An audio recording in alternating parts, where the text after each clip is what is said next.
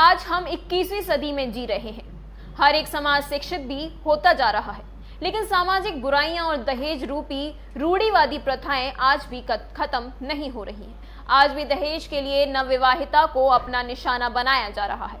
ऐसा ही एक मामला आज आगरा के जिला अस्पताल में देखने को मिला है। दहेज प्रथा से लोगों की शिकार बनी एक पीड़िता आज मेडिकल कराने के लिए जिला अस्पताल पहुंची। पीड़िता से वार्ता हुई तो उसने बताया कि उसे पति और ससुराल पक्ष ने बेरहमी से पीटा है और फिर घर से निकाल दिया है। पीड़िता पूनम के चेहरे को देखकर आप अंदाजा लगा सकते हैं कि उसके साथ किस हद तक मारपीट की गई होगी। पीड़िता से जब प्रातः दर्पण न्यूज के संवाददाता ने खास वार्ता की तो उसने बताया कि 4 मार्च 2022 को उसकी शादी हुई थी। शादी की सारी रस्में रीति रिवाज के साथ संपन्न की गई थी।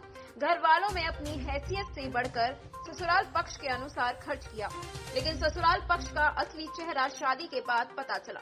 शादी के 2 दिन बीते भी नहीं थे कि हाथों से मेहंदी छूटती भी नहीं थी। साथ में अतिरिक्त दहेज के लिए हड़काना शुरू कर दिया। पीड़िता पूनम मिडिल क्लास फैमिली से है। पिता ने पढ़ाया लिखाया और फैशन डिजाइनर बनाया। आज पूनम फैशन डिजाइनर है और पूनम ने बताया कि पिता के मिलने वालों ने ये रिश्ता कराया था। पति फिटर की IIT किए हुए था और शादी के दौरान नोएडा में जॉब कर रहा था। शादी के दौरान बताया गया कि लड़के को 22,000 प्रति माह मिलता है, लेकिन असलियत शादी के बाद हुई। लड़के की 8,000 की जॉब थी, लेकिन दहेज की मांग के लिए उसने वह भी छोड़ दी।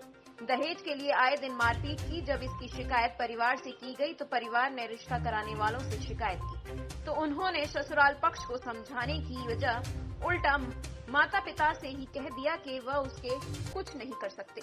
आपको दिक्कत है तो ससुराल पक्ष के लोगों को गोली मार दो।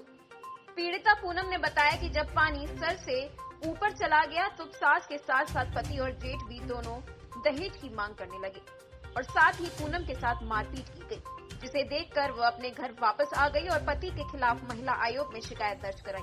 वहां उनकी न्यूट्रिशन को लेकर तारीखें चल रही थी, लेकिन पति तारीखों पर नहीं पहुंच रहा था और बहाना बनाकर इस मामले से बचता फिर रहा था। बता दीजिए अपनी। पूनम नाम है सर मेरा। आज यशपाल डिस्ट्रिक्ट में क्यों आए हैं, क्या बात है, पूरी मामला बताएं। सर एक्चुअली मैं दिल्ली से हूँ और परमानेंट पे दिल्ली में ही रहती हूँ। मेरी 4 मार्च 2022 को शादी हुई थी सौरभ जी के साथ में, जो फरीदाबाद पल्ला के रहने वाले हैं। उनका होम टाउन यहाँ वेदपुरा में है, वेदपुरा रजमऊ। मेरी 4 मार्च को शादी हुई थी। शादी के अगले ही दिन जैसे मैं विदा होकर के गई, 6 मार्च की बात है, मेरी सास ने मुझे दहेज को लेकर के ताने मारने शुरू कर दिए कि हमने गलती कर दी इस लड़की के यहाँ पे शादी करके। अगर हम दूसरी जगह से हमारा रिश्ता आ रहा था, हम वहाँ करते तो हमें वहाँ पे 6 लाख का कैश मिल रहा था, 4 पहिए की गाड़ी मिल रही थी। यहाँ से तो कुछ भी नहीं आया, मेरे सोने की 5 चीज़ें भी नहीं आई और कैश भी नहीं मिला, 6 लाख का गाड़ी भी नहीं मिली। ये सारे उन्होंने मुझे ताने देने शुरू कर दिए। नए होने की वजह से मैंने किसी से कुछ नहीं कहा। अगले दिन मेरे ऊपर चोरी का इल्ज़ाम भी लगाया। उन लोगों ने खुद मेरा हार छुपा के रखा और मेरे ऊपर चोरी का इल्ज़ाम लगाया। मैंने किसी को कुछ नहीं बोला, ना अपने घर में ना कहीं पे। कुछ दिन बाद में फिर से इन्होंने मुझे वही ताने देने शुरू किए। अब सास के साथ में मेरे हस्बैंड ने भी मेरी सारी चीज़ें बोलनी शुरू की। मेरे जो जेठ थे उन्होंने भी मुझे सारी चीज़ें बोलनी शुरू की कि अगर पहले नहीं लाई कोई बात नहीं, अब ले करके आ। वो मुझे मेरे घर पे भी लेकर के गए थे इस चीज़ के लिए कि जा कर के 5 लाख का कैश लेकर के आ। मेरे घर पे मेरे साथ उन्होंने मारपीट भी की थी। मारपीट करके भाग गए थे, अपने घर वापस आए। मैं उनके साथ पीछे पीछे अपने ससुराल वापस आई तो वहाँ पर उनके मामा की बहू सरिता वो भी मौजूद थी, जो गाँव से आई हुई थी अपने इलाज के लिए। क्या हुआ था कल बताइए।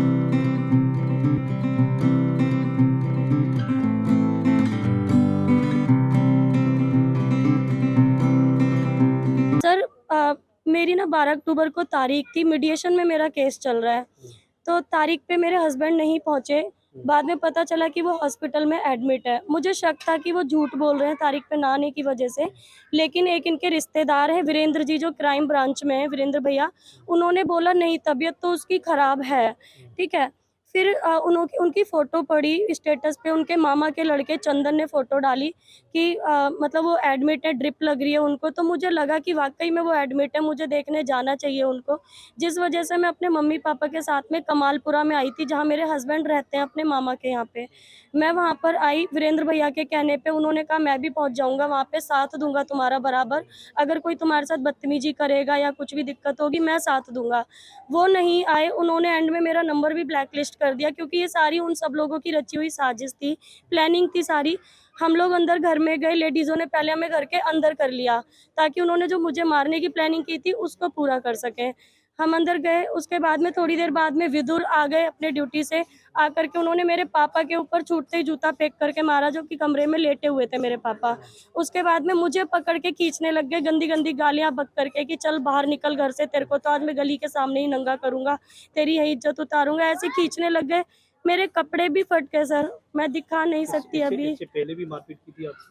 वो मेरे हस्बैंड ने और ससुराल वालों ने की थी ससुराल में।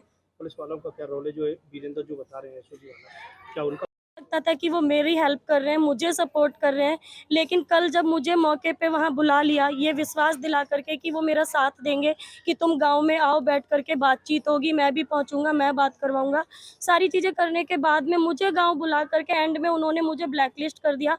वो वक्त पे पहुंचे ही नहीं। जब मेरे साथ छीना झपटी हो रही थी घर के अंदर, विदुर मुझे घसीट रहा था घर के अंदर, मेरे कपड़े फट गए, मैं भैया को कॉल कर रही थी, वीरेंद्र भैया आ जाओ जल्दी से, प्लीज़ आ जाओ। भैया कह रहे 20 मिनट पे पहुंच रहा हूँ, पर वो नहीं पहुंचे, वो मेरे साथ सामने आए ही नहीं। इस बात को लेकर एसएसपी साहब से बात हुई हो, किसी बड़े अधिकारी से बात हुई? सर अभी मैंने थाना चित्राहाट है, वहाँ पर तहरीर दी थी, शिकायत की थी, जहाँ से मुझे मेडिकल के लिए बाहर भेजा गया। कल मेरी ज़्यादा ही हालत ख़राब थी, मैं एडमिट भी थी, फिर वहाँ से मुझे यहाँ आगरा रेफ़र किया गया। अब उसके बाद में एक कॉल आई थी मेरे पास में, उन्होंने सारी डिटेल ली है, लेकिन अभी तक जिन्होंने मेरे साथ ये सारी कहानी की है वो लोग अपने घर पर आराम से बैठे हुए हैं, उनके खिलाफ अभी तक कोई कार्रवाई नहीं हुई है। मेरी सास ने मुझे मारने की प्लानिंग की थी कि हम लड़की को भुजा देंगे, अब हम नहीं छोड़ेंगे। सारी चीज़ों की मेरे पास में रिकॉर्डिंग है जिसमें मुझे मारने की प्लानिंग की गई है, और इसके लिए ये मुझे गांव बुलाने पर दबाव डाल रहे थे कि गांव आए तो हम अपना एक्शन लेंगे, कि इनको मारना है हमें, और हम कोई कार्रवाई नहीं कर पाएंगे क्योंकि सब ऊंची पहुंच पे हैं। किशोर कुमार गौतम है। किशोर जी, पूनम कौन है आपकी? पूनम मेरी लड़की है क्या हुआ और था? सुधा पूनम के देवी साथ मेरी ये हुआ? पत्नी है। पूनम के साथ क्या हुआ? हम तीनों जने दिल्ली से आए हुए थे। लड़के ने फ्रॉड वीडियो डाल के लड़की को बुलाने की कोशिश करी। लड़की बोली कि चलो का नाम की पति को देखे आता हूँ, तबीयत खराब है उनकी, और नहीं कहेंगे कि मेरे को हम इतना बीमार पाके और तुम आए नहीं। लड़के को जब यहाँ देखा, लड़का यहाँ फरार था, उनका गेम रचा हुआ था, और उनके मामा के लड़के विदुर और विदुर की जो घरवाली सरता, उनकी बहन लाड़ो और उनके पिताजी राजेश, इन्होंने का नाम की अंदर का नाम की लड़की को बंद करके मारा पीटी करी, फिर बाहर खींच के डाल दिया। मारपीट हुई? हाँ, मेरे साथ का नाम फेंक के जूता मारा, फिर गली में पकड़ के 2-3 जूते मारे मेरे। फिर उसके बाद में लड़की के कपड़े अपने पट गए, लड़की को नाली में घेर के मारा। उस समय मैंने 100 नंबर पे, इन्होंने लड़की ने फ़ोन किया, पुलिस आई, पुलिस को का नाम की पुलिस मेरे को थाने में भेजा। ये क्या नाम है, क्या थाने का क्या नाम, चित्राहाट में वहाँ पहुँचे तो लड़का जिसने मारपीट करी थी वो कार पे बैठाल के लेडीजों को ले गया और वहीं पर खड़ा रहा, और पुलिस वाले बोले कि वो तो ड्यूटी पे चला गया। पुलिस ने किसी की गिरफ्तारी की है? किसी की गिरफ्तारी नहीं गई, पुलिस वाले लापरवाही कर रहे, और लड़का का नाम की ना ड्यूटी गया ना कुछ गया। मेरे से कह रहा सामने ही नहीं आ रहे हैं। महेंद्र भदौरिया वहाँ पर थे, उन्होंने बोला कि वो वहाँ पर ड्यूटी पे लड़का चला गया, उसके बाद में अब तुम जाके मेडिकल करवाओ। हम मेडिकल में उलझे पड़े हैं, हुए सारे लोग घर पे मजे मार रहे, ना कोई गिरफ्तारी हुई ना कोई हुए, बल्कि मेरे को और का नाम त्योहार का सारा कुछ वीडियो डाल के अब मेरे को जा रहे हैं। पीड़िता ने बताया कि जब 12 अक्टूबर को पति तारीख पर नहीं पहुंचा तो उन्होंने जनने का प्रयास किया, तो पता चला कि पति की तबीयत खराब है। पति के मामा के लड़के ने अपने स्टेटस पर पति के ड्रिप चढ़ती हुई फोटो भी लगाई थी। जब इसकी सच्चाई जानने का प्रयास किया तो पति के एक रिश्तेदार जो क्राइम ब्रांच में हैं, जिनका नाम वीरेंद्र है, उनसे वार्ता की गई तो उन्होंने बताया कि नहीं, वास्तव में सौरभ की तबीयत खराब है। तबीयत खराब होने पर उन्हें लगा कि पति से मिलने जाना चाहिए, इसलिए वह पति के मामा के घर पहुंची जहां पति रह रहा था। तो वहां सभी लोगों ने उन्हें उनकी माता पिता को घर के अंदर बुलाया और फिर उसके साथ अभद्रता और मारपीट शुरू कर दी। पिता अंदर कमरे में थे, उनके ऊपर जूता फेंककर मारा और इसके साथ ही माँ और पूनम के साथ मारपीट शुरू कर दी। ये पूरा घटनाक्रम पति के मामा के बेटे विदुर ने किया है।